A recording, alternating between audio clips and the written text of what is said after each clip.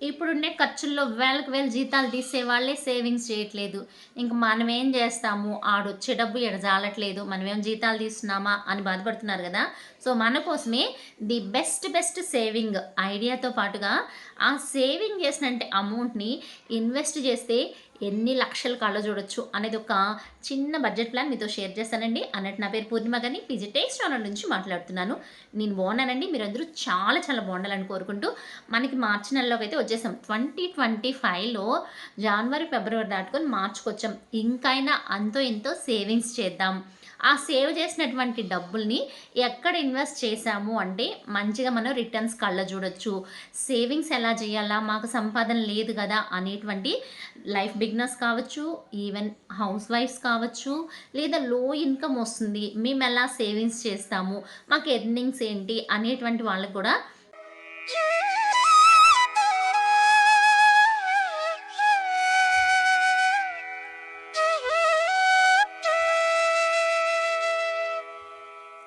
మనం పెట్టేటువంటి ఖర్చుల నుంచి మనం ఎలా బడ్జెట్ ప్లాన్ చేసుకున్నాము అంటే ఈజీగా సేవ్ చేయొచ్చు అనేది ఒక చిన్న నోట్ రూపంలో ఎక్స్‌ప్లెయిన్ చేస్తాను. అందుకే ఈ వీడియోని ఎక్కడ స్కిప్ చేయకుండా వీడియోని కంటిన్యూ చేయండి. మార్చి నెలలో ఈ నెల నుంచైనా మనం సేవింగ్స్ అయితే స్టార్ట్ చేద్దాం. ఈ మంత్ ఎండింగ్ లోపల అట్‌లీస్ట్ ఒక 2500 ఈజియెస్ట్ అసలు మనం సేవ్ చేస్తున్నామని కూడా తెలియకుండా సేవ్ చేసేటువంటి బెస్ట్ ఆప్షన్ అయితే లో ఇన్‌కమ్ పీపుల్ అయినా కూడా ఇలా ప్లాన్ చేసుకోవచ్చనమాట. డైలీ సంపాదించే వాళ్ళు కావచ్చు, వీక్లీ సంపాదించే వాళ్ళు కావచ్చు, లేదా నెలకి ఓ 15,000 శాలరీ వచ్చే వాళ్ళైనా కూడా నెలకి ఎంత తక్కువైనా 2,500 ఈజీగా సేవ్ చేసి పక్కన పెట్టొచ్చు. ఆ సేవ్ చేసినటువంటి అమౌంట్‌ని ఎక్కడెక్కడ మనం ఇన్వెస్ట్‌మెంట్ చేసుకోవచ్చు అన్నది కూడా క్లారిటీగా మీతో వివరంగా ఎక్స్‌ప్లెయిన్ చేసేస్తాను. వచ్చేసిందబ్బా! అన్నట్టు మన గోల్డ్ సేవింగ్ గురించి లాస్ట్ వీడియో చేశాను గదా! సో, జిఆర్‌టీలో వచ్చి ఇప్పుడైతే డైమండ్స్ మేళా కూడా రన్ అవుతుందంట. ఎవరికైనా డైమండ్స్ కావాలంటే మాత్రం ఒకసారి విజిట్ చేశారు అంటే అరౌండ్ 10-15% డిస్కౌంట్ కూడా ఇస్తున్నారంట. ఎవరికైనా కావాలంటే నియరెస్ట్ బ్రాంచెస్‌కి అయితే విజిట్ చేయొచ్చు. అలాగే 100 మిల్లీగ్రామ్స్, 200 మిల్లీగ్రామ్స్ కాయిన్స్ కూడా అవైలబిలిటీ ఉంది. మళ్ళా రీస్టాక్ అయితే వచ్చిందంటే ఒకసారి ట్రై చేయండి. ఎవరికన్నా నో వేస్టేజ్‌తో గోల్డ్ కాయిన్స్ కావాలా? అది కూడా హాఫ్ గ్రామ్ నుంచి అవైలబిలిటీ ఉంది. అది లలితాలో అయితే అవైలబిలిటీ ఉందనమాట. సో, మేము మంత్లీ అమౌంట్ సేవ్ చేసి కాయిన్స్ కొనుక్కోవాలా? అది వేస్టేజ్ లేకుండా కొనుక్కోవాలా? ఒక 1 గ్రామో, హాఫ్ గ్రామో, 2 గ్రామ్స్, 10 గ్రామ్స్ కావాలనుకునే వాళ్ళు నో వేస్టేజ్‌తో అయితే కాయిన్స్ అయితే లలితాలో అవైలబిలిటీ ఉంది. తీసేసుకోండి. అట్లా కాదు నాకసలు ఎర్నింగ్సే లేదు. ఒక్క వారానికో, 2 వారాలకో 800, 900 దాసిపెట్టుకోగలుగుతాం. దాన్ని వేరే ఖర్చులు పోకుండా మేము గోల్డే కొనుక్కోవాలంటే తక్కువ వెయిట్‌లో వచ్చి జిఆర్‌టీలో ఉందనమాట. కాకపోతే జిఆర్‌టీలో కాయిన్స్‌కి తక్కువ వెయిట్ ఉండే వాటికి పీస్ రేట్ లెక్కన ఇస్తారు. ఒక్క పీసు రూ. 75 చార్జ్ అయితే చేస్తున్నారు. యాజ్ యూజువల్‌గా గోల్డ్ ప్రైస్ ఏ రోజు ఎంత ఉందో అంతే అయితే ఉందనమాట. ఈ రోజు రూ. 7,950 గోల్డ్ ప్రైస్ 916 అయితే ఉంది. సో, మన వీడియోలోకైతే వెళ్ళిపోదాం. వచ్చేసేయండబ్బా! మార్చ్ నెలలో 2025కి నెలకొక రూ. 2,500 ఆదా చేస్తే ఎలా ఉంటుంది? కనీసం జనవరి, ఫిబ్రవరి మిస్ అయిపోయింది. మార్చ్ నుంచన్నా ఒక 2,500 నెలకి ఎలా ప్లాన్ చేస్తే సేవ్ చేయొచ్చు అన్నది టాపిక్ అనమాట. సో, ఎవరెవరు సూటబుల్ అంటే అన్ని అంటే ఆల్ ఏజ్ గ్రూప్స్ కావచ్చు. నెక్స్ట్ అన్ని ఫ్యామిలీ బ్యాక్‌గ్రౌండ్స్ ఉండేటువంటి ఫ్యామిలీస్ కానీ, even lower middle class, daily wage salary ఉన్ని, వీక్లీ శాలరీ ఉన్ని, మంత్లీ శాలరీ ఉన్ని అన్ని ఫ్యామిలీస్‌కి ఇది సూటబుల్ స్కీమ్ అనమాట. స్కీమ్ అనగానే టిప్ అనొచ్చు. ఇది స్టూడెంట్స్ అయినా సేవ్ చేసుకోవచ్చు. బిగినర్స్ అయినా చేయొచ్చు. హౌస్ వైఫ్స్ అయినా, లో ఇన్‌కమ్ ఉండేవాళ్ళైనా. ఈవెన్ స్టూడెంట్సు అన్నానంటే మనకి స్టూడెంట్సు చిన్న వయసులో ఉండే పిల్లలు కాకుండా ఒక ఏజ్ వచ్చినాక వాళ్ళు పార్ట్ టైమ్ జాబ్స్ చేసుకుంటూ ఎవరైతే చదువుకుంటున్నారో వాళ్ళకైతే ఈ సేవింగ్స్ వర్తిస్తాయండి. సో, వాళ్ళని గురించి మెన్షన్ చేశా. నెక్స్ట్ మంత్లీ బడ్జెట్ మనం ఎలా ప్లాన్ చేసుకోవాలా? అంటే అందరూ మంత్లీ బడ్జెట్ వేస్తారనైతే లేదనమాట. ఇన్ కేస్ మనం మంత్లీ బడ్జెట్ వేసుకుంటే 3 రకాలుగా డివైడ్ చేసుకోవచ్చు. మనకి నెసెసరీ ఏంది? నీడ్స్ ఏంటి? వాంట్స్ ఏంటి? మనకి ఈ 3 రకాలుగా డివైడ్ చేసుకొని మన ఇన్కమ్‌ని కౌంట్ చేసి వేసుకోవడం ఒక మెథడ్ అనమాట. ఇంకొక మెథడ్ ఏంటంటే డైలీ ఎక్స్‌పెన్సెస్. మనం రోజు ఏం ఖర్చులు పెడుతున్నాము అంటే హౌస్ రెంట్ కావచ్చు, హౌస్ ఈఎంఐ కావచ్చు. ప్రతి ఒక్కళ్ళకి ఇల్లు అనేది ఇంపార్టెంట్ కాబట్టి house rent EMI. Next groceries. మనకి ఫుడ్ ఇంపార్టెంట్ కదా. నెక్స్ట్ పవర్ బిల్ అయినా, మిల్క్ బిల్ అయినా, వెజిటబుల్స్ అయినా, నాన్ వెజ్ తినే వాళ్ళైతే నాన్ వెజ్ అయినా, లేదా ఎమర్జెన్సీ ఫండ్ అయినా, అన్ఎక్స్పెక్టెడ్ ఫండ్స్ అండో మనకి ఫెస్టివల్స్ రావచ్చు, ఫంక్షన్స్ రావచ్చు, బర్త్డేస్ రావచ్చు, ఎవరిదన్నా పెళ్ళి కావచ్చు, ఎక్కడికైనా టూర్ వెళ్ళాల్సి రావచ్చు, అవి ఖర్చులు అనమాట. నెక్స్ట్ మెడికల్స్ కానీ మనకి సంబంధం లేకుండా ఎప్పుడే హెల్త్ ఇష్యూ వస్తుందో తెలియదు కదా, ఆ మెడికల్ బిల్స్. ఇంకా సేవింగ్స్ ఫైనల్గా.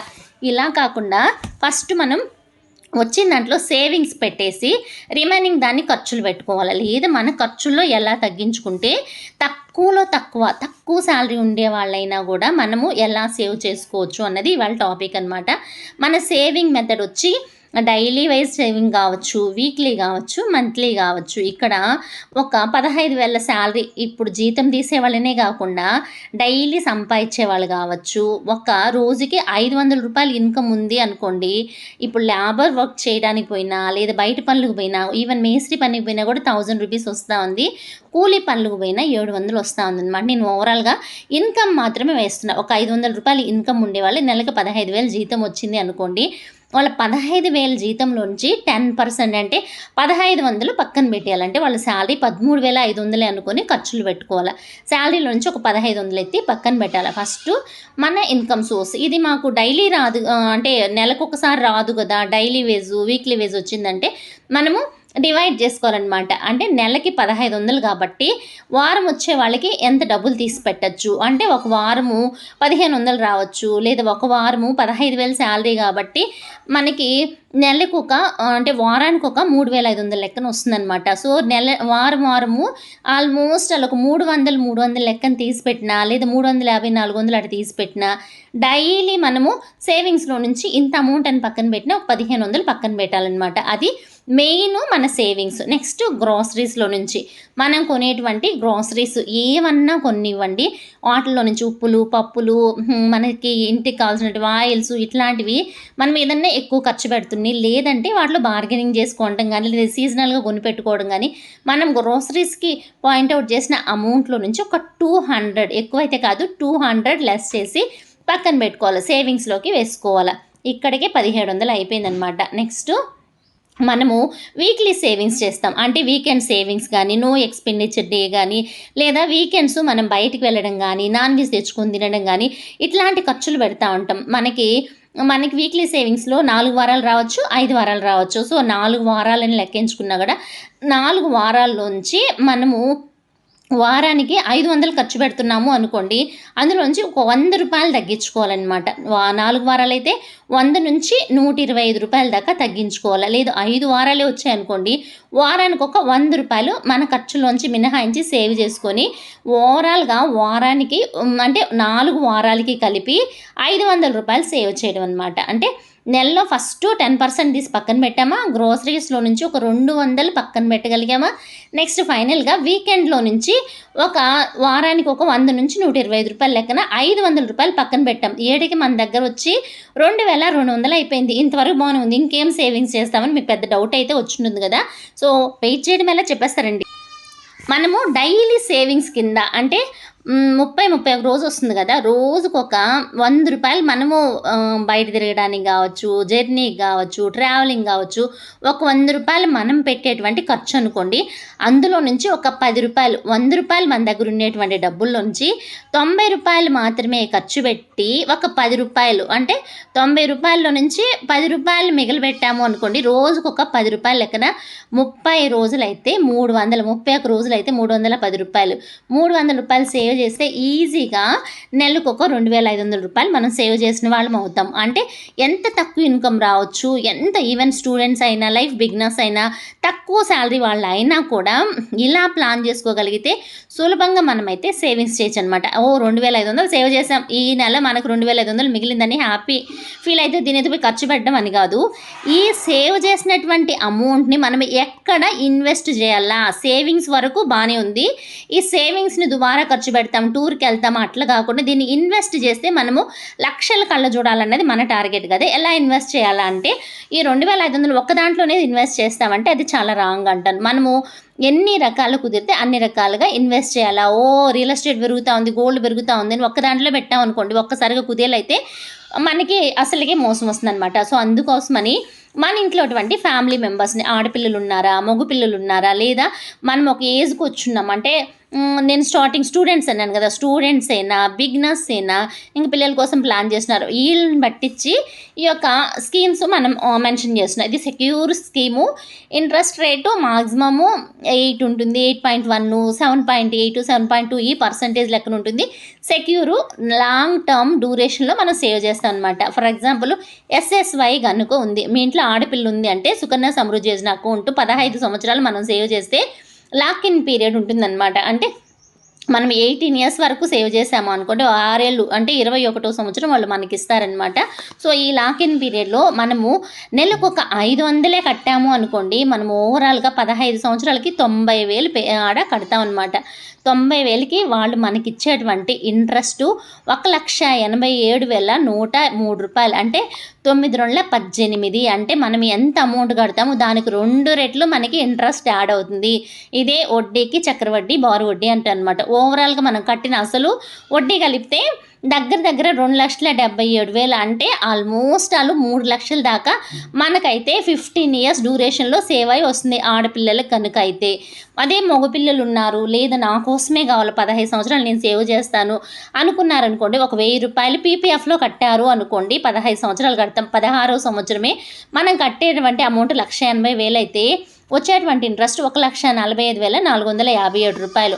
ఓవరాల్గా 3,25,457 అంటే 3,26,000 రూపాయల దాకా మనకైతే పీపీఎఫ్లో వస్తుందన్నమాట. ఇదే కాకుండా ఆర్డీ స్కీమ్లో కట్టిన 5 ఇయర్స్ డ్యూరేషన్లో 1,000 రూపాయల లెక్కన కట్టినా కూడా మనకి 60 నెలలకి ఓవరాల్గా మనకు వచ్చి 6.7% ఇంట్రెస్ట్తో దాదాపుగా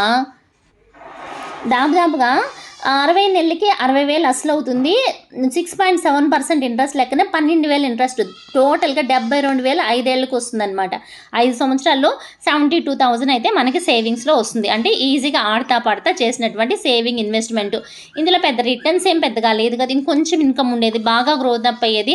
గోల్డ్ కదా అనుకున్నారనుకోండి, గోల్డ్లీ 500 రూపీస్, నాకు 500 రూపీస్ కాదు 1000 పెట్టాలా అనుకున్నారనుకోండి, 1000 రూపీస్ నేను గోల్డ్ మీద ఇన్వెస్ట్ చేస్తాను అంటే డిజీ గోల్డ్ లాంటి యాప్స్లో కానీ, డిజిటల్గా గోల్డ్ని కొనడం కానీ, లేదా గోల్డ్ చిట్టు వేసుకోవడం కానీ, లేదా గోల్డ్ కాయిన్స్ కొనడం కానీ, నాకు ఫ్యూచర్లో ఇన్వెస్ట్మెంట్ పర్పస్ కావాలంటే గోల్డ్ కాయిన్స్ మీద ఇన్వెస్ట్ చేయండి, లేదు నాకు ఆర్నమెంట్గా కావాలంటే గోల్డ్ చిట్టు వేసుకోండి, లేదు నాకు కొంచెము బోనస్లా కావాలి నేను డిజిటల్గా కొనుక్కుంటాను అనే వాళ్ళు వచ్చి డిజిటల్గా గోల్డ్ కొనుక్కొని మనం కొనేటువంటి ప్రతి 100 రూపాయలకి 5 రూపాయలు బోనస్ కలిపి అయితే మనకి ఈ యొక్క 11 మంత్స్ స్కీము డిజీ గోల్డ్ తంగమైల నాది ఓల్డ్ వీడియో ఉంది, ఒకసారి చూడండి, లేదు డౌట్ ఉందంటే ఎక్స్ప్లెయిన్ చేస్తాను.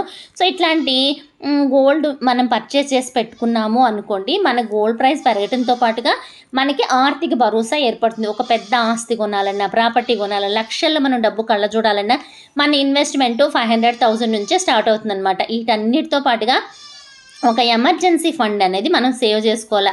మన ఇన్కంలో నుంచి మన శాలరీకి అట్లీస్ట్ 6 నెలలకి 15,000 రూపాయలు మన శాలరీ అనుకోండి, 6 నెలలకు తక్కువ కాకుండా మనమైతే ఈ యొక్క ఫండ్ని వచ్చి మనం సేవ్ చేసుకోవాలని ఒక 90,000 నుంచి 1,00,000 రూపాయల దాకా మనమైతే మన సేవింగ్ అకౌంట్ కావచ్చు, లేదా మనం వాడినటువంటి అకౌంట్లో కావచ్చు, మనం ఎప్పుడైతే సెక్యూర్గా ఎమర్జెన్సీ ఫండ్ పెట్టుకున్నాము అనుకోండి, మనకి అనుకోని ఆపద వచ్చినా, అనుకోని ఇబ్బంది వచ్చినా, మెడికల్ ఎమర్జెన్సీ కావచ్చు, ఇంకేదైనా ఎమర్జెన్సీ అయినా, మనకి జాబ్ పోయినా కూడా, పని చేయలేకపోయినా కూడా ఈ డబ్బు మనల్ని అయితే బిందాస్గా ఉండేట్టు చేస్తుంది. వీటన్నిటితో పాటుగా ఇన్సూరెన్స్ ఇంపార్టెంట్ అంటాను. ఇన్సూరెన్స్ అనేది చాలా చాలా ఇంపార్టెంట్ అనమాట. సో మనం ఎప్పుడైతే ఇన్సూరెన్స్, ఏదో టర్మ్ ఇన్సూరెన్స్ కావచ్చు, హెల్త్ ఇన్సూరెన్స్ కావచ్చు, ఏదో ఒకటి అంటే పిఎల్ఐ లాంటివి సెక్యూర్ ఉండేటువంటి పోస్టల్ డిపార్ట్మెంట్లో ఆర్పిఎల్ఐ కానీ ఎవరైనా తీసుకునేటువంటిది తక్కువ అమౌంట్, నెలకు ఒక 400, 500 రూపాయలతో సేవింగ్ చేస్తే మనకి రిటర్న్ రీబ్యాక్ కావాలంటే, ఈవెన్ టర్మ్ ఇన్సూరెన్సెస్ కూడా ఇన్ని ఇయర్స్ డ్యూరేషన్ పెట్టుకొని నాకు రీబ్యాక్ కావాలంటే కొంచెం అమౌంట్ ఎక్కువ కట్టాము అంటే మనకైతే టర్మ్ ఇన్సూరెన్స్లో కూడా అమౌంట్ రిటర్న్ వస్తుందండి. ఒకసారి దాన్ని చెక్ చేసుకోండి. లేదు క్లియర్గా కావాలంటే ఇంకొక వీడియోలో మీతో అయితే షేర్ చేస్తాను. సో మన మంత్లీ బడ్జెట్లో భాగంగా మనమైతే మార్చ్ 2025 ఇయర్లో మార్చ్ నుంచి నెలకు ఒక 2,500 సేవ్ చేసి ఇన్వెస్ట్ చేద్దాము అన్నది నా యొక్క ఒపీనియన్ నేను ఫాలో అవ్వదలుచుకున్నాను. మీకు నచ్చితే like and subscribe and follows my channel. ఇంకా మంచి మంచి సేవింగ్స్ అయినా, గోల్డ్ రిలేటెడ్ వీడియోస్ అయినా మన ఛానల్‌లో ఉంది. ఒకసారి లుక్ ఏసేసేయండి. నచ్చితే మీ ఫ్రెండ్స్, రిలేటివ్స్‌కి షేర్ చేయటంతో పాటుగా సబ్స్క్రైబ్ చేసుకుంటారు కదా! ఓకే అండి. బాయ్. సీ నమస్తే.